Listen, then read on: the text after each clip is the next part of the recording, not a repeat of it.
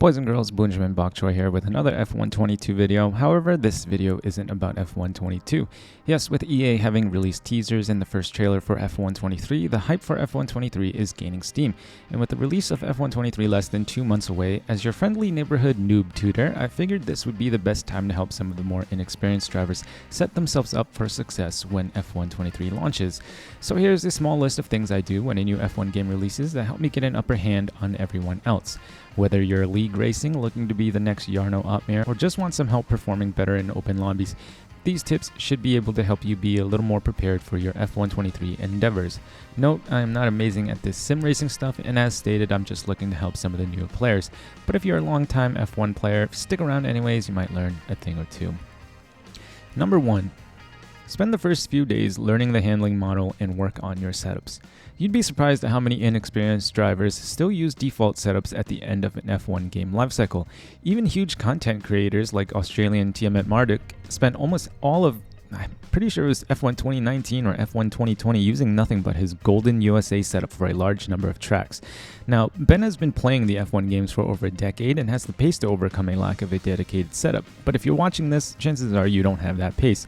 Luckily for you, by the time the game launches, esports drivers and content creators already have time trial setups saved on the leaderboards. So this is what I do. I go into time trial, download the world record setup, they're usually all pretty much the same, and run a few laps making minor adjustments as I go. Once I feel comfortable at the track, I save the setup I set the fastest time trial lap with, and that'll be setup number 1. I do the same thing for wet time trials, saving it as a wet race setup, then leave an extra save slot for that track. After I do this for every track, I go into Grand Prix mode and adjust the time trial setup to ensure it is reliable enough for a race. This will be the third setup for every track. So I have a time trial / qualifying setup, a dry race setup, and a wet race setup. Since wet weather varies in strength and duration, I don't have an inters setup. I usually just edit my full wet setup depending on what kind of wet weather is expected. However, you can create a fourth setup for inters weather if you'd like. On screen right now is pretty much what my setup saves look like. This will generally take a full day or two for me to do with every single track, but once it is done, you will be prepared for all online racing competition. Now remember to check in on time trial every once in a while. Sometimes a new patch will change the handling model and you'll need to make adjustments, or the setup meta may change. For example, in F1 2020, the meta at launch was lower ride height up front, higher ride height at the back. But once the esports season was over, many time trial leaders were setting faster world records with higher ride heights at the front. So be sure to check in every once in a while to ensure you have the latest info for your setup needs. Honestly, I don't even do much competitive racing in the first few days after launch. The first 3 days or so will be spent working on setups, getting a grasp on the handling model, and making sure I understand how every track works. Obviously, you don't have to be this hardcore, but definitely spend some time offline before going out online. Number 2. Make sure your tire pressures are set for the tire strategy in a race. While we are on the setup topic, we might as well throw this in. A lot of people will just run Grand Prix mode for practice on the soft tires, setting their tire pressures on the softs. But if the preferred race strategy has you going from medium to hards, you are selling yourself a bit short with inefficient tire temps. I generally like to keep my tire temps between 93 and 100 degrees Celsius. If your tire pressures are barely keeping the soft tires at 93 degrees, if you decide to start on the hards and don't adjust the tire pressures, you will probably be running with tire temps in the upper 80s, leaving a lot of grip being wasted. So if you're setting up your tire pressures on the softs, just remember to change these pressures before the race if you decide to change up the tire strategy. Also, remember that your tire temps will be much higher at the start of a race because of the higher fuel load. With heavy fuel, your car will be putting more load onto the tires and raising the tire temps. As the race goes on and the fuel load lightens, your tire temps will also lower. However, as your tires degrade, your tire temps will go up. So you need to be able to balance all the changes in the car as the race progresses. If you've ever wondered why you can drive pretty well for the first 5 laps and then feel like you can't control the car as the race goes on, this is most likely the problem. Tire temps are going up as tire life goes down, and you aren't aware enough to make adjustments to your driving style to make up for these changes in the car. So adjust your tire pressures accordingly and keep an eye on tire temps. In a tight race, The driver who can keep his tires in better condition will almost always come out on top. So what I do is while I'm creating my dry race setups, I always adjust the tire temps according to what the game recommends. If it recommends medium to hards, I raise the tire pressures a bit to make sure my tire temps aren't too low. After a while, you get an idea of what tire temps work like and can make adjustments without even thinking about it. But for you newbies, set the pressures to work on the game recommended strats and stick with it until you gain a better understanding of how pressures affect temperatures. Number 3. Understand how ERS works at every track. And by this I mean how much you can harvest per lap and how much battery it costs to drain your battery in an overtaking zone. At a track like Jeddah, harvesting battery never really seems to be a problem. Personally, I never seem to run out and can harvest battery pretty quickly here. However, at a track like the Hungaroring, I cannot seem to harvest enough battery. So the battery does not work the same way at every track. Some tracks will be easier to harvest while others will be more difficult. For example, at Paul Ricard, I know I can harvest about 9 to 10% battery per lap. The first DRS straight costs about 23%, the second DRS straight costs about 30%, and the straight after the DRS chicane costs about 30% as well. Knowing how much you can harvest and how much it costs to drain your battery at every overtaking spot allows you to plan out your ERS management better. If you find yourself low on battery late in a race at Paul Ricard and you are within DRS to the car ahead, you know you can hold back a bit and harvest battery for one good push on the final lap. If you know you can't harvest 30%, maybe it's better to attack on the first DRS straight. But if you know you can get to 30, maybe it's better to wait for the second DRS straight. On the other end of the spectrum, Hungary is a track with very few hard braking zones, so the battery harvesting per lap drops down to about 7% a lap for me. So if I want to mount an overtaking attempt and I currently have no battery, I know I will have to go a few extra laps longer than I would at a track like Paul Ricard. On the flip side, if I've just overtaken a car with a flashing light, I now know I don't have to defend hard for the next few laps because they won't have enough battery to overtake me back. They will need to go another 4 or 5 laps to harvest enough ERS to do so. So now I can harvest battery instead of wasting it defending against a car that can't get by me anyways. Not knowing how ERS works puts you in a bad spot, and I've seen people just spamming battery to 0% any chance they get, wasting any chance they had of overtaking. So do yourself a favor, take time to go through every single track and write these numbers down. I always have a sheet of paper with this info next to me just so I can refresh my memory on how ERS works there at the start of every race. Number 4, keep a list of PBs next to you. Now this is something that has helped me quite a lot in online racing. If I can't get into a session quickly enough to participate in quali, I can use my PBs to compare against the qualifying times of my competition. I will be starting in the back anyways. Having these numbers handy can let me decide on how I want to run my race. If pole position is a good half a second slower, I can take my time overtaking the traffic ahead. If pole position is on par or quicker, I know I will have to rush overtaking the traffic if I want a chance of winning the race. It also just gives me confidence as well.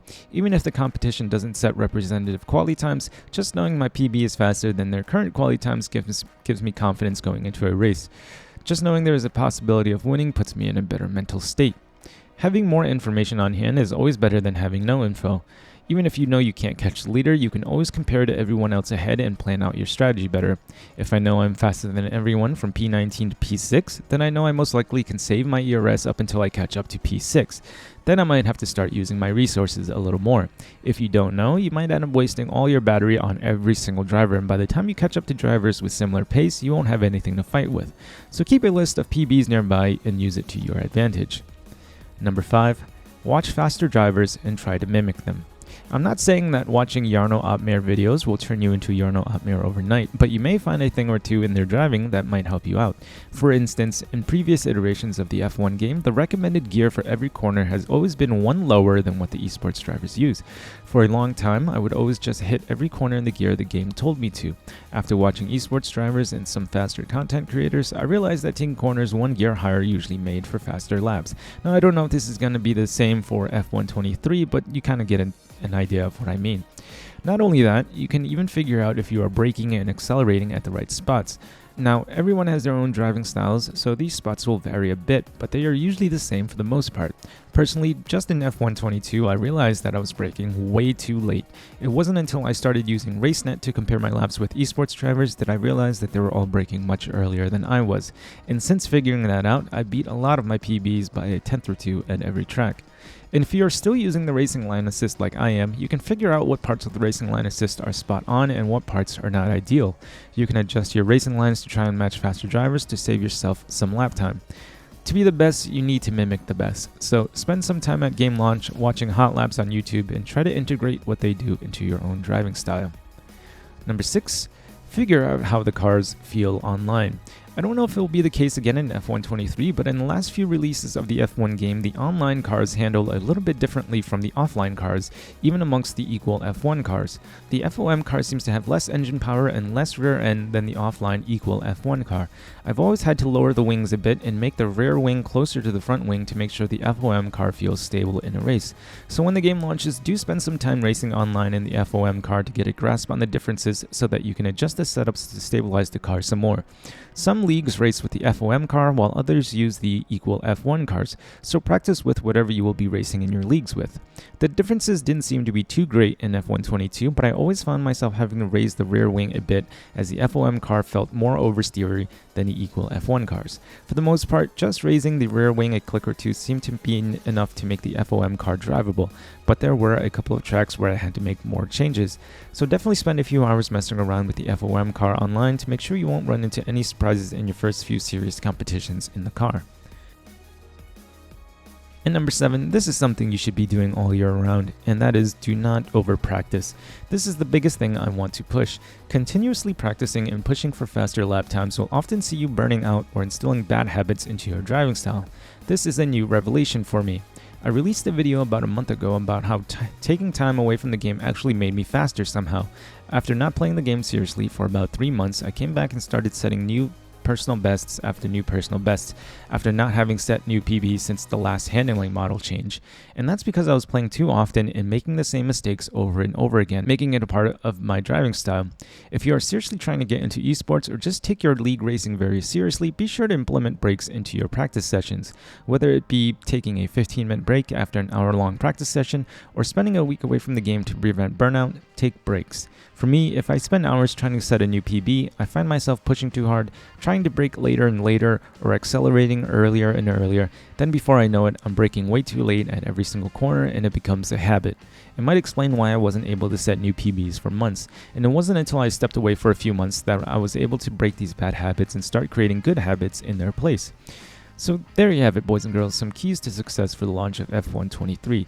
Some of these things I've been doing for years and some are new to me, but they've all contributed to me becoming a better driver. For someone who isn't really super fast, I've had to try and be smarter than everyone else I race against. If you've seen any of my F122 racing videos, you'll see that I'm not always the quickest, but I keep out of trouble and I always maintain situational awareness, always trying to outsmart my competition more than push to be the fastest. And frankly, it's worked out for me quite well. So while you push to lower your lap times, try and integrate some of these things into your repertoire so you can put yourself in the best position to win. Hopefully the online competition for F123 will be more enjoyable than it has been in the last few years.